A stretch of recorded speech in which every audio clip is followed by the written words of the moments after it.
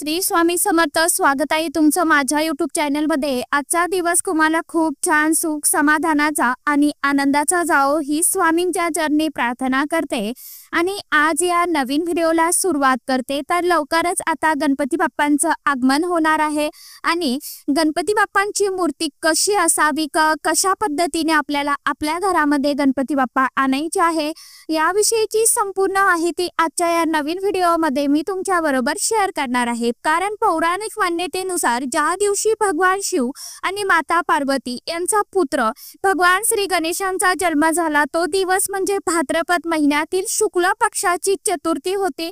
म्हणून या दिवसाला गणेश चतुर्थी म्हणतात आणि गणेश चतुर्थी पासून गणेशोत्सव हा साजरा होत असतो. गणेश चतुर्थी पासून ते अनंत चतुर्दशी पर्यंत गणेश उत्सव साजरा केला जातो.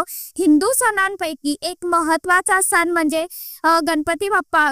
गणेश उत्सव गणपती हे भगवान शिव आणि माता पार्वती यांचे पुत्र आहेत. तसेच हिंदू धर्मामध्ये भगवान श्री गणेशाला आराध्य दैवत मानलं जातं. गणपती बाप्पा म्हणजे बुद्धी, समृद्धी तसेच सौभाग्याची देवता. गणपती बाप्पा हे सुखकर्ता, विघ्नहर्ता, दुःखहर्ता हे आहेत. 14 विद्या आणि 64 कलांचा अधिपती म्हणजे गणपती बाप्पा आपल्या भक्तांच्या सर्व इच्छा मनोकामना पूर्ण करत असतात.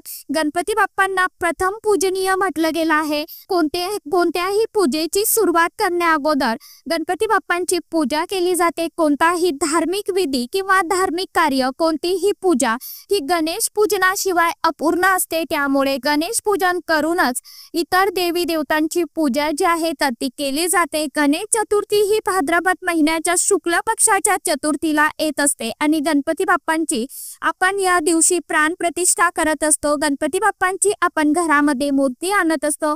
घरामध्ये गणपती बाप्पांची या मूर्ती या दिवशी स्थापना केली जाते.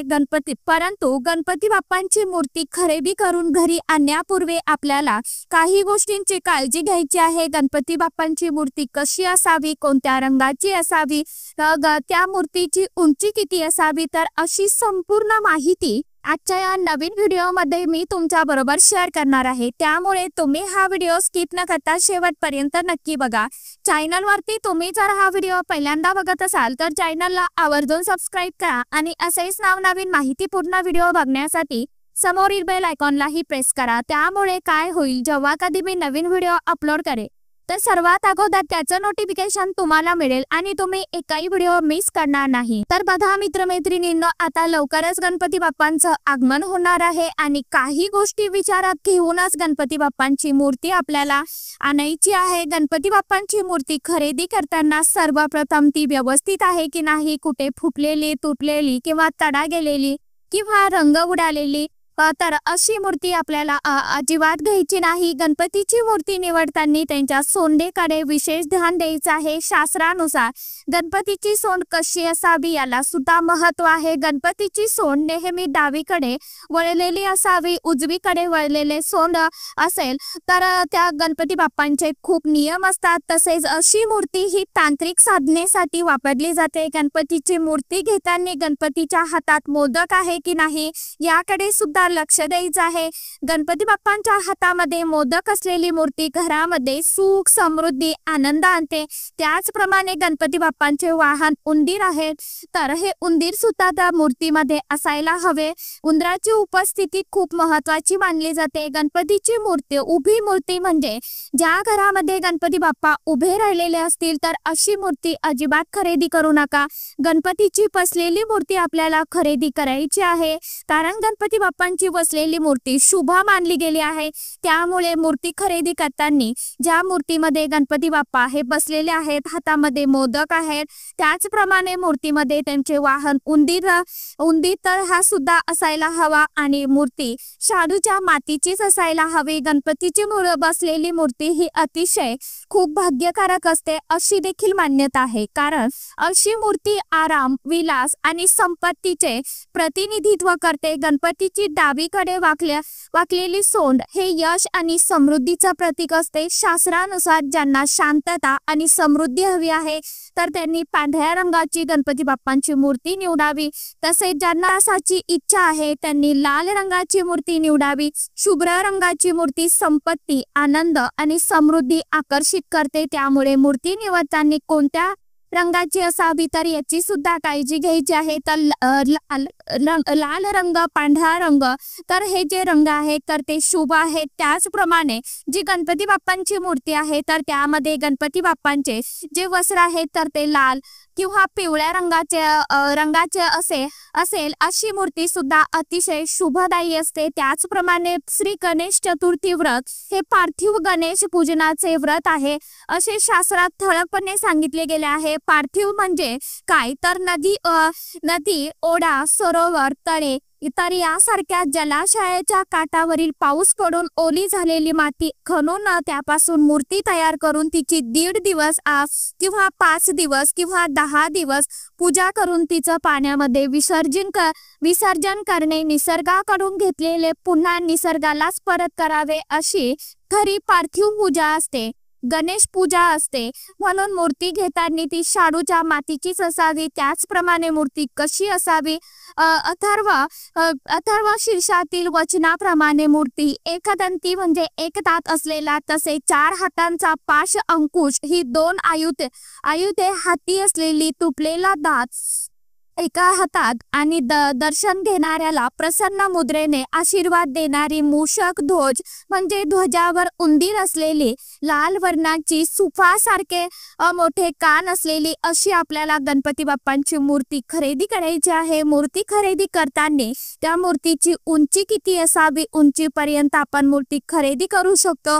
कारण आपण ही जी मूर्ती आहे तर त्याची प्राणप्रतिष्ठा ही घरामध्ये करणार असतो. त्यामुळे जास्त उंचीची मूर्ती आपल्याला आणायची नाही. तर 6 इंच ते 1 फूट एवढी उंची त्या मूर्तीची असावी. मूर्ती जी आहे तर त्यामध्ये गणपती बाप्पा गरुडावर बसलेले किंवा वाघावर, सिंहावर बसलेले, तर अशी मूर्ती शास्त्रोक्त नसते. त्यामुळे अशी मूर्ती खरेदी करू नका. जेव्हा आपण गणपती बाप्पांची घरामध्ये प्राणप्रतिष्ठा करतो त्यावेळी त्या मूर्तीमध्ये दैवत्व येत असते. त्यामुळे मूर्ती नेहमी बसलेली असावी. दुकानातून बाप्पांना घरी आणताना त्या जागेवर आपल्याला थोड्याशा अक्षदा ठेवायच्या आहे. त्यासोबतच 1 रुपयाचं नाणंही आपण ठेवू शकता. गुलाल अर्पण करायचं आहे. मूर्ती आता आणताना जी व्यक्ती मूर्ती घरी आणणार आहे तर त्या व्यक्तीच्या डोक्यावरती टोपी असावी. तसेच मूर्तीवरती सुद्धा आपल्याला कापड टाकायचं आहे आणि कपड्याने झाकून मूर्ती आपल्याला घरी आणायची आहे. मूर्ती आणताना ती झाकून आणावी. यामागे कोणतेही शास्त्र नाही, परंतु असा समज आहे की मूर्ती ही सुंदर असते त्यामुळे लोक वाईट भावनेने तिच्याकडे बघू शकतात. त्यामुळे आपल्या बाप्पांना कुणाचीही नजर लागू नये म्हणून आपल्याला बाप्पांचा चेहरा जो आहे तर तो कापून झाकायचा आहे. बाप्पांची मूर्ती घरी आणताना बाप्पांचं तोंड जे आहे तर ते आपल्याकडे असावं. अशा प्रकारे आपल्याला ती मूर्ती धरायची आहे आणि घरी आणल्यानंतर ज्या व्यक्तीने मूर्ती आणलेली आहे त्या व्यक्तीने दारामध्ये थांबायचं आहे आणि घरातील जी करती स्त्री आहे तर तिने गणपती बाप्पांवर भाकर तुकडा ओवाळून टाकायचा आहे. यानंतर ज्या व्यक्तीने मूर्ती आणलेली आहे तर त्या व्यक्तीच्या पायावरती थोडंसं दूध पाणी ओतायचं आहे आणि त्या पायाला हळदी कुंकू लावायचं आहे. त्या व्यक्तीच्या कपाळावरती सुद्धा कुंकवाचा टीका लावायचा आहे. कारण त्याचप्रमाणे गणपती बाप्पांना सुद्धा हळदी कुंकू लावायचं आहे, औक्षण करायचं आहे आणि यानंतर मोठ्या आनंदाने उत्साहाने गणपती बाप्पांना ओवाळायचं आहे आणि बाप्पांना वाजत गाजत घरामध्ये घ्यायचं आहे. तर अशा प्रकारे गणपती बाप्पा जेव्हा आपण बसवतो त्यावेळी गणपती बाप्पांची मूर्ती कशी असावी याची आपल्याला काळजी घ्यायची आहे. त्याचप्रमाणे मूर्ती तुटलेली भग्न पावलेली मूर्ती जी आहे तर ती चुकूनही आपल्याला आणायची नाही. किंवा तडा गेलेली असेल किंवा कलर उडालेली असेल किंवा हात तुटलेला असेल तर अशी मूर्ती आपल्याला जरी स्वस्त मिळाली तरी सुद्धा चुकूनही आणू नका. मूर्ती जी आहे तर ती व्यवस्थित अखंड असावी. मूर्तीचा कलर जो आहे तर तो व्यवस्थित असावा. कुठल्याही भागाचा कलर जो आहे तर तो गेलेला अजिबात नसावा. अशा पद्धतीने आपल्याला मूर्ती आणताना काही गोष्टींची काळजी घ्यायची आहे. तर सांगितल्याप्रमाणे नक्की मूर्ती आणताना आवर्जून काही नियमांचं पालन करा. तर चला, आजच्या व्हिडिओमध्ये इतकीच माहिती होती. कशी वाटली नक्की सांगा. व्हिडिओ आवडला तर चॅनलला आवर्जून लाईक, शेअर, सबस्क्राईब जरूर करा. परत भेटूया नवीन माहितीसोबत, नवीन व्हिडिओसोबत. तोपर्यंत सर्व माझ्या यूट्यूब परिवाराला श्री स्वामी समर्थ.